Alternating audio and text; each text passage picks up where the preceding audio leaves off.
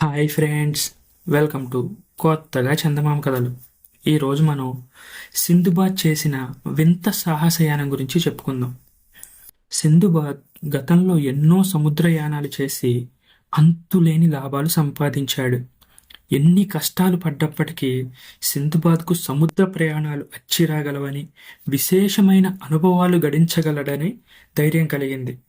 అందుచేత కొంతకాలం సమస్త వైభోగాలు అనుభవిస్తూ ఇంటి పట్టున గడిపిన అనంతరం సింధుబాద్ మళ్ళీ సముద్ర ప్రయాణానికి సిద్ధమయ్యాడు. ఇందుకోసం బజారుకు వెళ్ళి లాభసాటిగా అమ్మకమయ్యే సరుకు కొని దాన్ని బేళ్లలో కట్టించి దాంతో బస్రా చేరాడు. సింధుబాద్ బస్రా రేవులో దిగే సమయానికి అక్కడ ఒక పెద్ద నౌక సరికొత్తది అమ్మకానికి సిద్ధంగా ఉంది. దాన్ని చూడగానే సింధుబాద్కు ఎంతో ముచ్చటేసింది. వెంటనే బేరం చేసి ముందు వెనక చూడకుండా ఆ నౌకను కొనేశాడు. తరువాత మంచి అనుభవం గల సరంగును, సమర్థులైన కళాసును జీతానికి ఏర్పాటు చేసుకొని సింధుబాద్ కొంతమంది బానిసలను కూడా కొనుగోలు చేసి వారి చేత తన సరుకంతా నౌకలోకి పెట్టించాడు. ఈ బానిసలు ప్రయాణంలో తన వెంట ఉండడానికి ఉపయోగపడతారని వారిని కొనుగోలు చేశాడు. అయితే సింధుబాద్ బయలుదేరే లోపుగా కొందరు వర్తకులు అతని వెంట రావాలని అనుకున్నారు. ప్రయాణపు ఖర్చులు కూడా ముందుగానే అతనికిచ్చేశారు. ఈసారి నౌక సింధుబాద్దే కనుక తన ఔవడ సరంగుకు సింధుబాద్ సరి అయిన సలహాలు ఇవ్వగలనని అనుకున్నాడు. ఏమంటే అప్పటికే సముద్రయానం గురించి సింధుబాద్కు చాలా అనుభవం అయింది. వారందరూ బస్రా నుంచి చాలా ఉత్సాహంగా బయలుదేరారు. గాలి అనుకూలంగా ఉంది. సముద్రం ప్రశాంతంగా ఉంది. వారి నౌక అనేక రేవులు తాకింది. ప్రతి రేవులోనూ క్రయ విక్రయాలు సక్రమంగా సాగాయి. చివరికి ఒకసారి వారు ఒక నిర్జనమైన దీవి వద్ద లంగరును దించారు. వర్తకులందరూ దిగి దివి చూడడానికి వెళ్ళారు. అక్కడ వారికి ఒక గండబేరుండ పక్షి గుడ్డు కనిపించింది. అదేంటో తెలియక వాళ్ళు దానిపై రాళ్లు విసిరారు. కొంతసేపటికి అది చిట్లి అందులో నుంచి పిల్లకాలు బయటికి వచ్చింది. అమాయకులైన వర్తకులు ఆ పిల్లను బయటికి లాగి దాన్ని కోసి తలా ఒక ముక్క తీసుకొని నౌకకు తిరిగి వచ్చారు. వారు చేసిన ఈ పని వినగానే సింధుబాద్కు పట్టరాని భయం కలిగింది. మీరు కొంప ముంచేశారు. ఆ పిల్ల కోసం గండబేరుండ పక్షి దంపతులు త్వరలో వచ్చి జరిగింది తెలుసుకొని మనల్ని హతమార్చేస్తాయి. ఇప్పుడు మనం చేతనైనంత వేగంగా పారిపోవడం తప్ప వేరే మార్గం లేదు అంటూ తెరచాపలు ఎత్తించి నౌకను సింధుబాద్ సముద్రం వైపు పట్టించాడు. ఈ లోపల వారు తెచ్చుకున్న పక్షి ముక్కలు వండించుకున్నారు. కానీ వారు వాటిని తినబోయే లోపే ఆకాశాన సూర్యుడికి 2 మేఘాలు అడ్డు తగిలినట్టయింది. అవి వారిని సమీపిస్తుంటే గండబేరుండ పక్షులని స్పష్టమైంది. వాటి రెక్కల చప్పుడు, అరుపులు వింటుంటే ఆకాశం గర్జిస్తుందని అనిపించింది.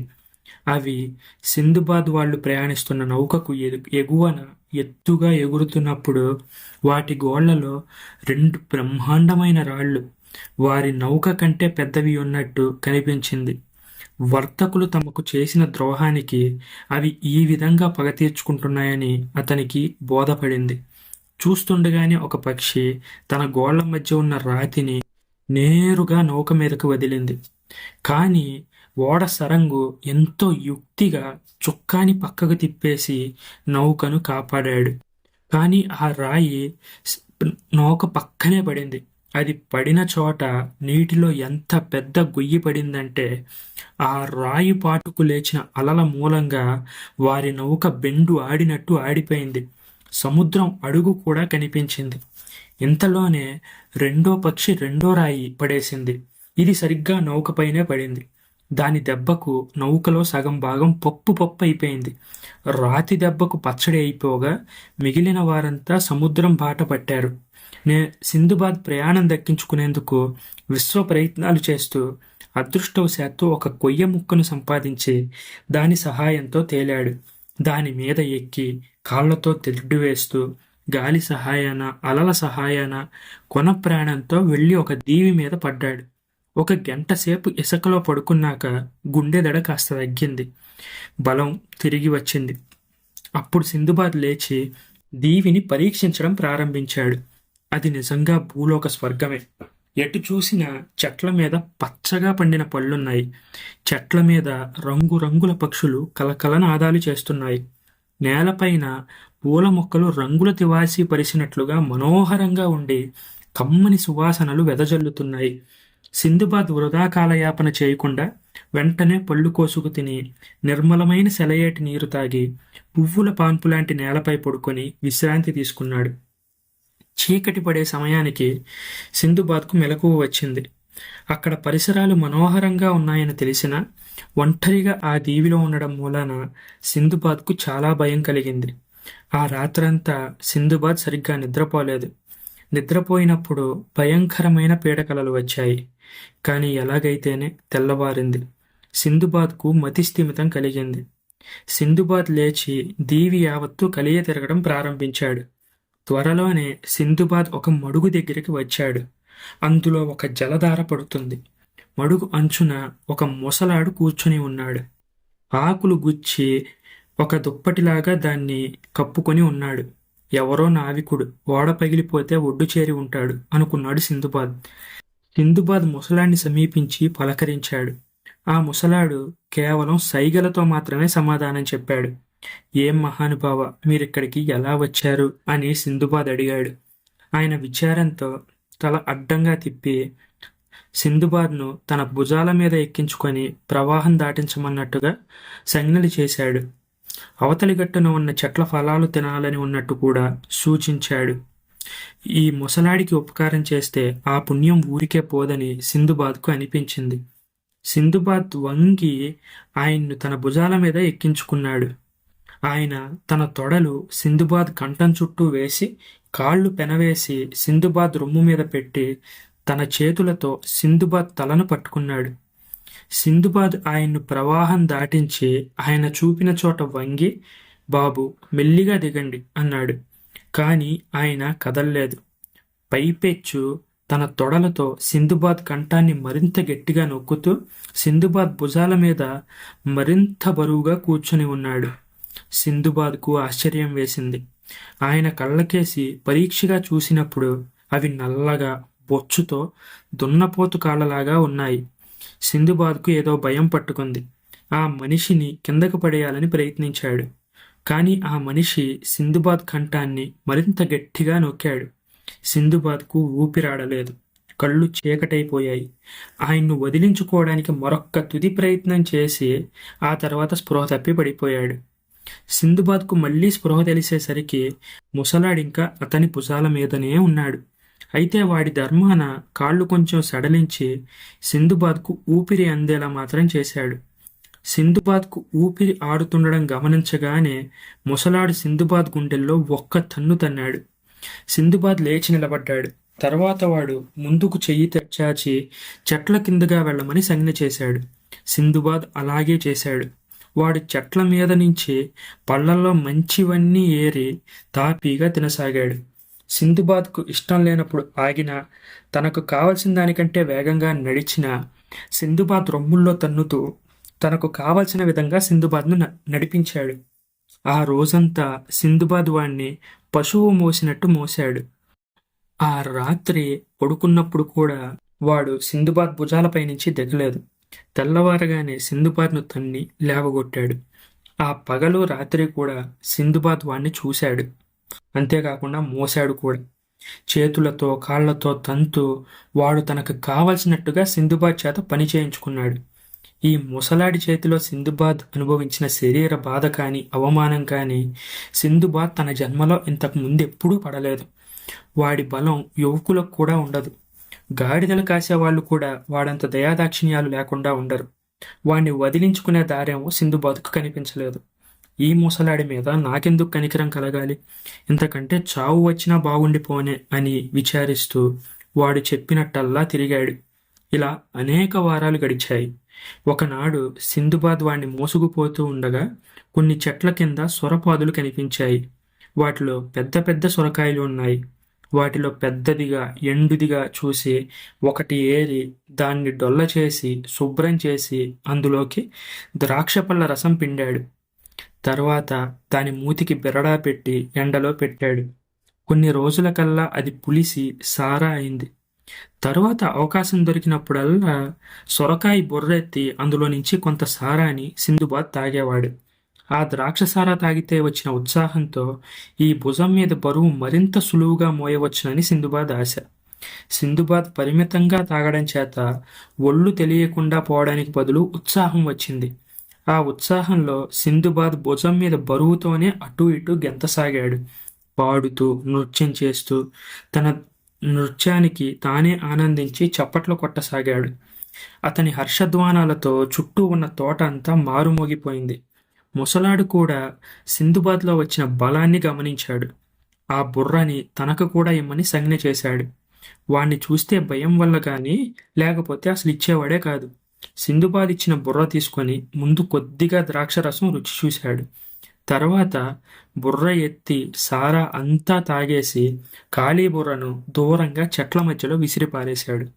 కాసేపటికే వాడి బుర్ర తిరగసాగింది.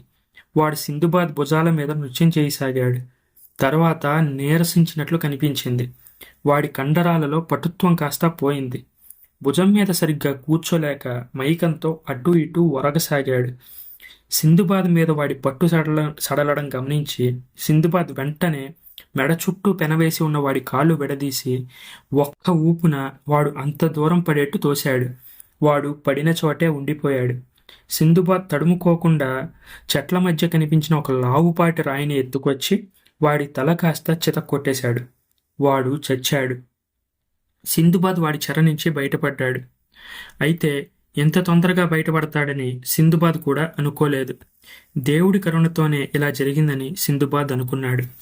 వాడి శవాన్ని చూస్తుంటే సింధుబాద్ మనసుకు దేహానికి కూడా కొత్త బలం వచ్చినట్లు అనిపించింది. సింధుబాద్ అత్యంత వేగంగా సముద్ర తీరం కేసి పరిగెత్తాడు. అదృష్టవశాత్తు అక్కడ సింధుబాద్ కొందరు నావికులు తీరాన లంగరు దించి ఉన్న వారి పడవ కనిపించాయి. వారు పళ్ళ కోసము నీటి కోసము లంగరు వేశారు. వారు సింధుబాద్ను చూసి ఆశ్చర్యపోతూ చుట్టూ మూగి ప్రశ్నల వర్షం కురిపించారు. సింధుబాద్ తన అనుభవాలన్నీ చెప్పాడు.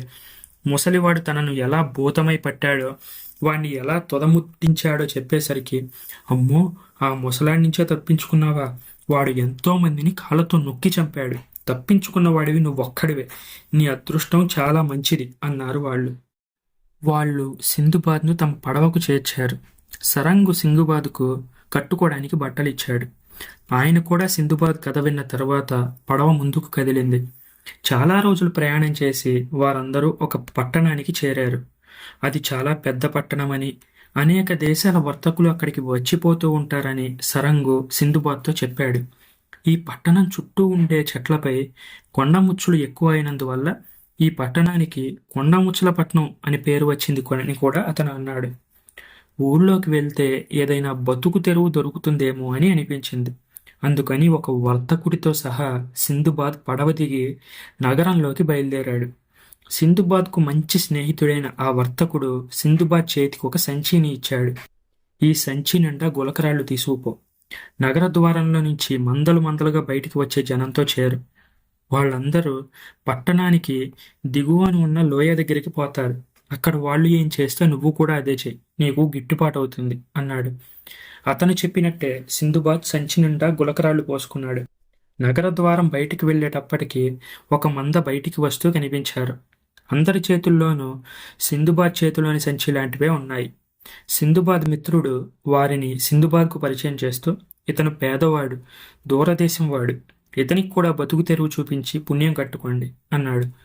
కొంత దూరం నడిచి అందరూ ఒక లోతైన లోయ సమీపానికి వచ్చారు. దాని నిండా చాలా ఎత్తైన చెట్లున్నాయి. వాటిని ఎక్కడానికి మనుష్యమాత్రుడెవ్వడూ సాహసించలేడు. వాటిని కొబ్బరి చెట్లు అంటారట. వాటి మట్టల్లో కొండముచ్చులు, కొబ్బరికాయలు ఉన్నాయి. సింధుబాద్ అతనితో పాటు వచ్చిన వాళ్ళందరూ చెట్ల కింద ఆగారు. మిగిలిన వాళ్ళు సంచులు నేల మీద పెట్టి కొండముచ్చులను గులకరాళ్లతో కొట్టసాగారు. సింధుబాద్ కూడా అలాగే చేశాడు. కొండముచ్చులకు కోపం వచ్చింది. కొబ్బరికాయలతో కొట్టడం మొదలుపెట్టాయి. సింధుబాద్ మిగిలిన వాళ్ళందరూ ఆ కొబ్బరికాయలను ఏరుకొని సంచుల్లో వేసుకొని, సంచులు నిండగానే వాటిని భుజాల మీద వేసుకుని నగరంలోకి వచ్చారు. అక్కడ తన మిత్రుడైన వర్తకుడు సింధుబాద్ తెచ్చిన కాయలను తీసుకొని వాటి ఖరీదు సింధుబాద్కి ఇచ్చేశాడు. ఆ విధంగా సింధుబాద్ రోజూ ఆ లోయకు వెళ్ళి కొబ్బరికాయలు తెచ్చి అమ్మి కొంత డబ్బు పోగయ్యాక దాన్ని పెట్టుబడి చేసి క్రయ విక్రయాలు చేసి చిట్ట చివరికి ముత్యాల దీవికి వెళ్ళడానికి సరిపడే మొత్తాన్ని సంపాదించాడు. ఈ ప్రయాణంలో అతని వెంట బోలెడన్ని కొబ్బరికాయలు తీసుకుపోయాడు. దారిలోని దీవుల్లో వాటిని విక్రయించి మిరియాలు, లవంగాలు మారకానికి తీసుకున్నాడు. ముత్యాల దీవి చేరే లోపుగా ఈ సరుకంతా లాభసాటిగా అమ్మాడు. అక్కడ ముత్యపు చిప్పలు ఏరే వాళ్ళని వినియోగించడానికి అతని దగ్గర డబ్బుంది. సింధుబాద్కు అదృష్టం బాగా కలిసి రావడం వల్ల సింధుబాద్ ముత్యపు చిప్పల్లో మంచి ముత్యాలు పడ్డాయి.